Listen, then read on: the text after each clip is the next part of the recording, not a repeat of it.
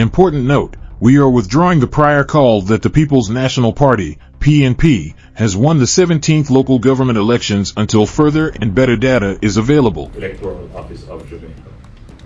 What we can say to the nation is that the Jamaica Labour Party retains 7 municipal corporations with a clear lead. The PNP has 4, and there are 2 that are reported to be tied. So, without question, the Jamaica Labour Party has won the municipal elections. Without question.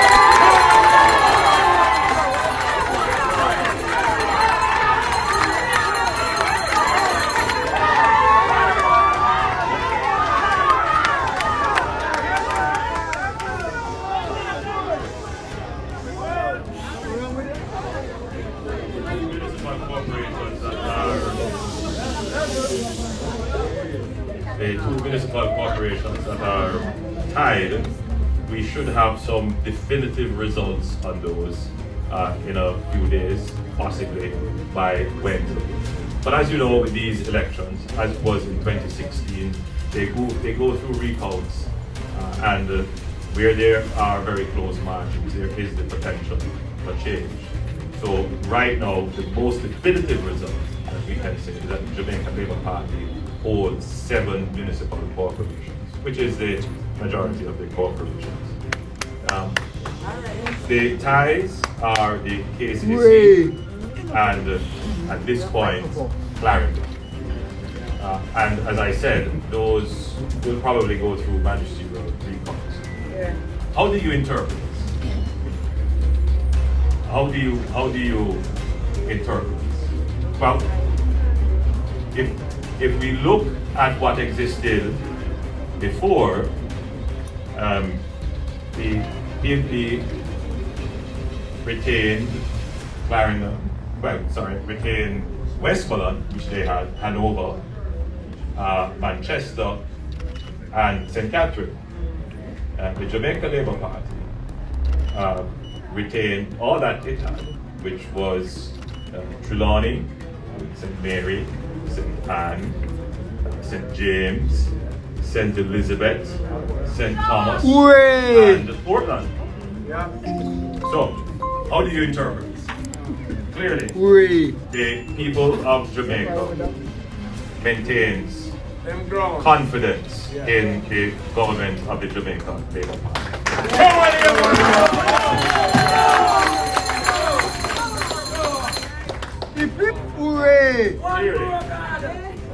Clearly, if this were a general election, the Jamaica Labour Party would still be the government of Jamaica. Which is the result. So, there is no, in my opinion, as I had expected, the results would largely be the same. Now, there are, however, issues that have come up in the campaign, which the government has been seized of and recognizes. And I think the people have, in their wisdom, found a way to communicate these issues through the ballot to the government. The government cannot ignore this. As we went around the country, every member of parliament, every councillor contesting the election would have come up on the issues of roads and water. These are not issues that are that originate with the Jamaica Labour Party. These have been long-standing issues that the people of Jamaica have been suffering.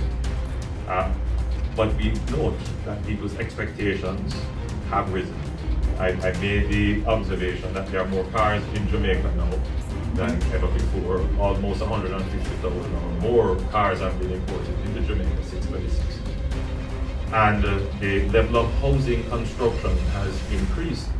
And therefore people are expecting these conveniences and utilities to be readily available. Other pain points, such as garbage collection, more buses for public transportation. These are all issues that affect people in their households and in local ways.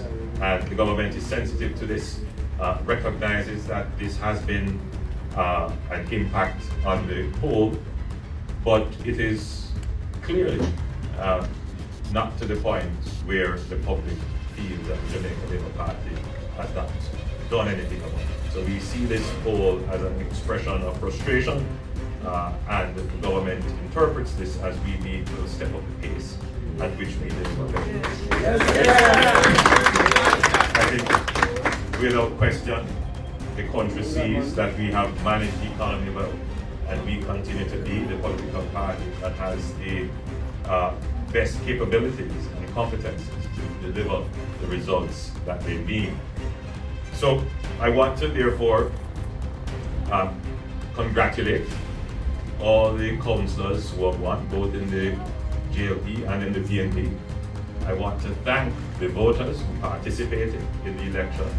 As I said earlier, this is a victory for Jamaica's democracy. It shows that our institutions are strong, and I thoroughly enjoyed the campaign. I was very happy to have the opportunity once again to go out and do what I like to do, which is to meet my people, interact with them, and explain to them what the direction is. I know that there are those who will try to contort the results into a victory. In no calculus is 7-4 a victory, none whatsoever for the opposition. So I know that there are those who will try to contort it. And at the end of the day, things largely remain the same as it is in terms of what the results showed in 2016. The KCSE was very close. Clarendon, again, very close.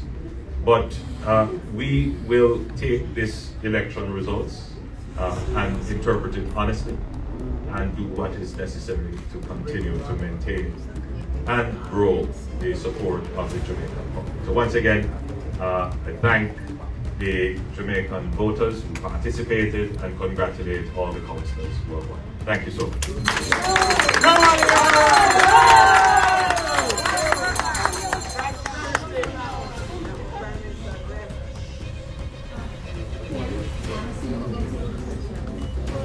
Well, we could take up the questions. Andrea Chisholm on TVJ. Two quick questions. First of all, with the momentum now that the world is Jamaicans expect to go back to the full state of the state of the election? It's a very good question. I have given it some thought, but I won't share them just yet. The truth is, we have work to do. And we have to be careful about election fatigue. I get the sense that people are more interested in getting their roads fixed and their water supplies connected. And for the months remaining to the constitutional due date, I can assure you that the government will be working very hard to have those two top items. You know, if you allow me to just make, when we did our survey of issues of concern, coming out of 2020 and 2016, you will notice that we always had roads and water, but top concerns would have been crime, unemployment, economic growth, stability of the dollar. None of those have come up. Where we are now, and a clear message from the people of Jamaica, they say you are the political party that has the ability and the competence to generate the resources to treat with these two main problems which we have been suffering for 50 years. Get it done. We hear you. We knew this was the issue, and we're going to work very hard. We have announced a Spark program. We did that last year, and that is budgeted and ready to go. We will have a similar program for water, which we will announce shortly. Ian, I remember, since you're on the Spark program, opposition MP and Robinson had raised concerns about the terms of reference for consultations with Parliament. Have those issues been addressed? not sure what the concerns were. I was very clear that the consultation would include both MPs and councillors. There was an attempt, again, to misdirect and mislead that the allocations are only for MPs. This allocation is being done quite differently from other allocations. There is an allocation to the constituency, which will include a significant consultative process, and therefore MPs and councillors will have to work together with the community of interest to come to the priorities of the roads that we will. Bearing in mind allocations that we are making could not fix every road all at once. It's physically not possible, administratively not possible, and therefore we have to select priorities, get them done within a short period of time, and then go to another site. What our economy has given us is the certainty, if we continue to manage the economy as we have, that you could have constant allocations of this level already to address the issues of the roads. And believe me, I will say, I traveled on the roads during the campaign, and it's justified. People are justified in local communities in particular in being upset about the state of the roads. And